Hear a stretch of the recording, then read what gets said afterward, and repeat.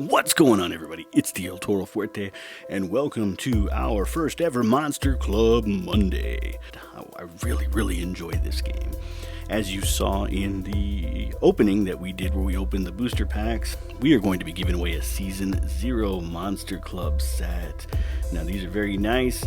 They come, you'll receive a box like this, and it has a nice little sticker there, but also a beautifully sealed deck there. So that's my son's favorite card, the Army's Greatest Force. And the back, I love the artwork on the back. So it's, to me, I really like that. I admire about these cards. So that's what we'll be using for our demonstration today. Now, just to get you a little bit familiar with the field, this is an example of the actual field itself. So each player has their space for their deck, their grave, and 1, 2, 3 areas for their stack. I'll get into that a little bit more as we progress. So for demonstration purposes, I will be using these Season 0 decks. I have them each stacked right here, ready to roll. Now the game is very simple. Each deck will hold 25 unique cards consisting of monsters and power cards.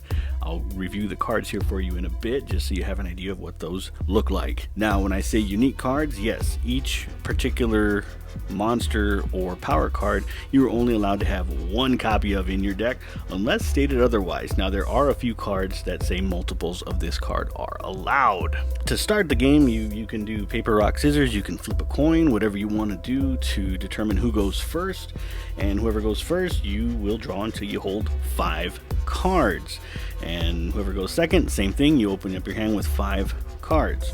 And so you have the draw phase. From there, you actually play your cards. Now you can set monsters, face up, face down in any one of the positions here, and stack as many power cards as possible to each one, face up or face down. Now that being said, if you do place a monster face down, you cannot stack a power card face up. If you go first, you do not get to battle. So whoever goes second gets to set up their board. At the end of your turn, you can initiate attacks on the opponent's conflicting stack. So in order to attack, if your opponent has a stack here and you have a stack here, then you can attack. If you're here, then this cannot attack this stack right here. I'll talk about that a little bit more in a bit. Just want to give you the basics of each phase. Now, how do you determine a winner? Win or lose when a player can no longer defeat what is on the opponent's board with its remaining cards. He or she has to declare the opponent the winner. To give you an example of a phase, it would basically be I go first, I draw 5 cards, I set up my board, opponent goes, draws 5 cards, set up their board, battle, and let's say I have no cards in my hand after my first turn. Well, I draw again until I have 5 cards. That's how that works. Let's get into an example of an opening hand. So I'm going to go first on this side right here. Now I opened with the Witch of Power, which is actually my personal favorite card. I have another monster card here, Guardian of the Forest, and I have 3 different power cards. Now to review the monster cards, just to give you the basics real quick right here. So our friend, the Witch of Power, 1500, that is her attack score or power score, whatever you want to call it. I call it attack score just because that's kind of a universal term. Then you have a little number right here, which is 3. That indicates how many power cards you can stack to our friend the Witch of Power. Now you also have a little hand right here, and each card has a little symbol. It's either paper, rock, or scissors, and I will explain that more in a bit. For my particular first turn, this is what I would do here. I would stack Witch of Power, and I'd put my friend the Guardian here, and I would just, for example purposes, I'll stack my power cards here. So the camera didn't really cut in, but I have Witch of Power here, Guardian of the Forest here. I have 1 power card, and I have 2 stacked on my friend over here. I end my turn. My opponent would then open up their hand with 1, 2, 3, 4, 5 cards. Okay, so that would be an example of what my opponent might draw into for their first turn. So you can see there are 2 monster cards here, a little bit lower attack. This particular one has a nice effect, the Deck Genie. Your opponent must show every drawn card. So that happens when that Deck Genie is face up. And we have 3 power cards here. We have Power Destruct, all power cards linked to this battle are destroyed. This card is destroyed. You have the first power sword, which gives your monster a nice boost of 600, and then you have select and destroy. Select a power card on the board and destroy it. This card is destroyed. Let's go ahead and put these together and play out a turn. We are not doing any type of particular strategy here. Again, this is just for demonstration purposes. So let's say my opponent goes second and they decide to play these two face up. All right, and my friend here, the unarmed knight, we're going to arm him with the first power sword. So he already has 600, and he's going to get an additional 600. That'll bring him up to 1200. Our friend also can have up to 3 power cards in his stack. We are going to stack our friend right here, select and destroy to the stack. Right, and then what we'll do is, just for example purposes, we will stack this other one face down to our genie. All right, so then we enter our battle phase, and so our unarmed knight is going to go ahead and engage in a battle against this face down card. Now when you're conducting your battle, basically any face down card has to be turned face up, and then they go to war. So right off the bat, our friend is not even strong enough to defeat the witch, even with the power card. And so whoever's going first, their effects go through first. So for our particular friend here, we've got power, so he's up to 1200 attack. And then the second card here is select and destroy. Select a power card on the board and destroy it. So we would opt to destroy the combined force, because the combined force back here again allows our Witch of Power. Says this monster's score is increased by the score of a monster of choice on your board. So I'm going to go ahead and take that as she can also count herself, because it does not say otherwise. So she could literally become a 3000 attack beast with this.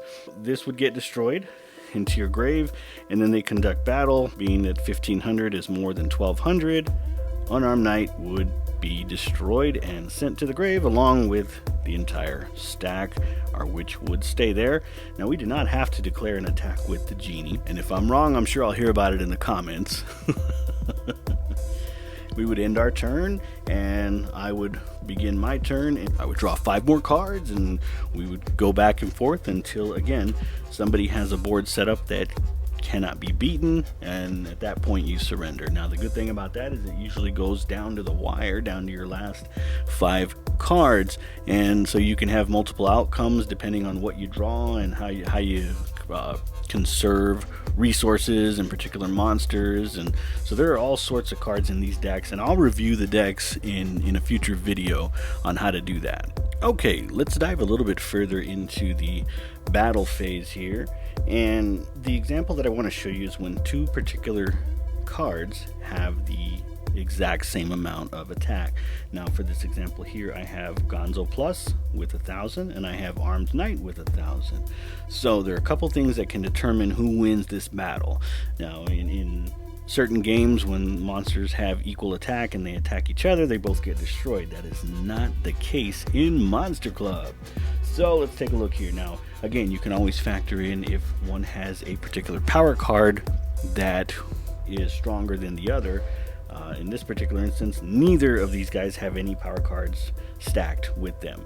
So what we do is, they both have 1000. We take a look at their symbols right here that I had mentioned earlier, the paper, rock, scissors. And you can see our friend Gonzo has rock, and our friend the Armed Knight has scissors. So you would play that out like you would paper, rock, scissors. Rock defeats scissors.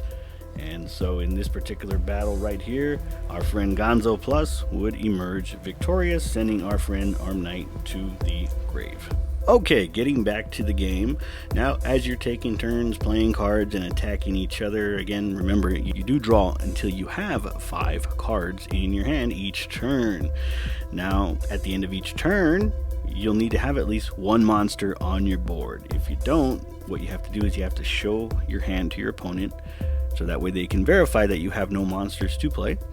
You return those cards to your deck, shuffle it, and you draw again. Now the 3 zones again that we talked about, you play monsters face up or face down, and again you have a stack. So that this would be 1 stack here, 2 and 3. Again, it doesn't matter, you can play your monsters in any zone here. And this is an example of a particular stack here where I have a nice little face down monster here. Now my opponent doesn't know what it is, so it's you know, they kind of take a chance if they hit a particular monster that has a nice effect that can change the outcome of the game.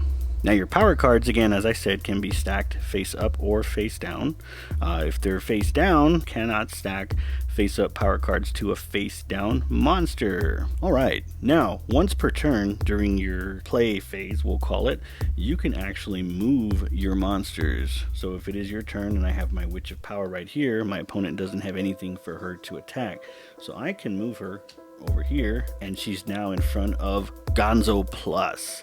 Now that being said, if you do move a particular monster from one zone to another, the monster you move cannot declare an attack this turn. Now to piggyback off that a little bit more, if I did have something stacked to my Witch of Power and I decided to move her, the entire stack does move with her. So if I have a face down power card stacked, that remains with her until she declares an attack, in which case this would be face up. Now if there is a particular power card that does not get destroyed upon activation, then it would stay stacked to our Witch of Power with a continuous boost until she's either destroyed or the power card is destroyed by my opponent.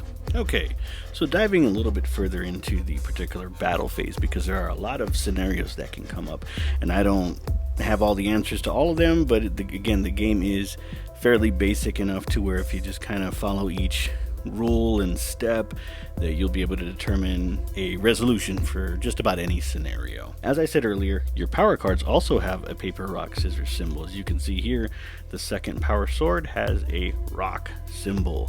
Now that is used in a very rare instance where all things are equal. Now again, it may not ever happen, and it may happen pretty frequently. So we're going to give you an example right here of the most obvious. This will be the turn player right here. And so they have Arm Knight with a face down power card. So we're going to enter the battle phase. Arm Knight's going to declare an attack. We go ahead and flip the power card. It is the first power sword, which gives our friend Arm Knight a boost of 600 to their attack score. Opponent would then flip their stack over, and it's Gonzo Plus again with an attack score of 1000, and also Surprise Defense, which gives Gonzo Plus an attack score boost of 600 as well. Now the great thing about Surprise Defense, it says on the card, you can surprise your opponent by playing this card from your hand during its turn. At the end of this turn, this card is destroyed. So it's one of those rare cards where you can actually play it from your hand on your opponent's turn when they declare an attack. Kind of nice way to surprise your opponent. So in this instance, we have everything's equal. Well, first thing we would do is default to the power card scores. Now we have Surprise Defense is scissors. Our friend, the first power sword, is paper. So this card would get destroyed, and our poor little friend Arm Knight here would also get destroyed. And our friend Gonzo Plus wins once again. Okay, a couple of quick notes as well.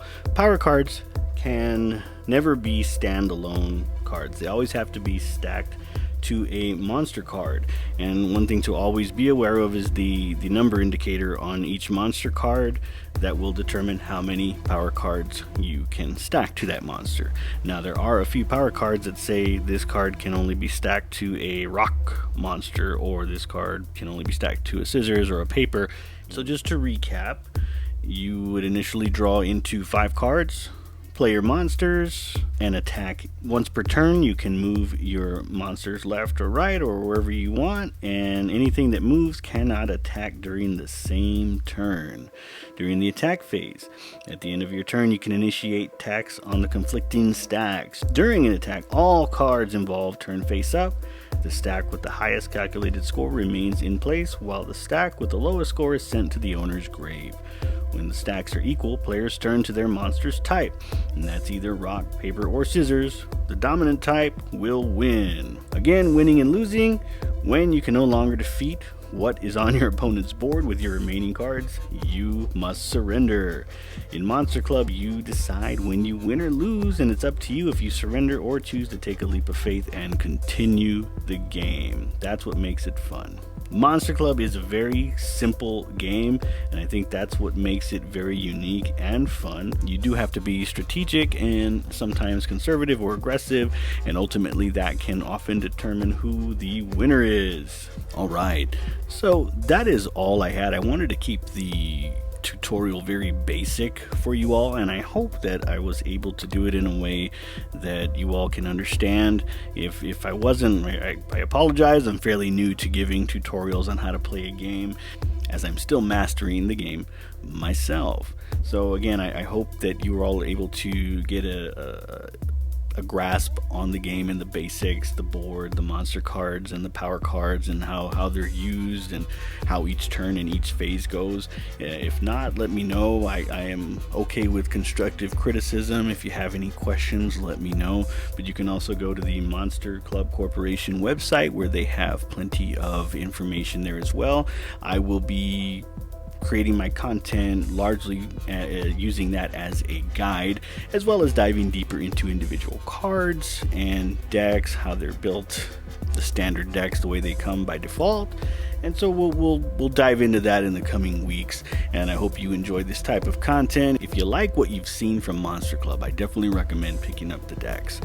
Again, I appreciate you watching. I hope this was helpful, and I look forward to presenting more content to you in the very near future. So thank you again for the first ever Monster Club Monday, and I look forward to many more. Thank you so much, and we'll see you all very soon.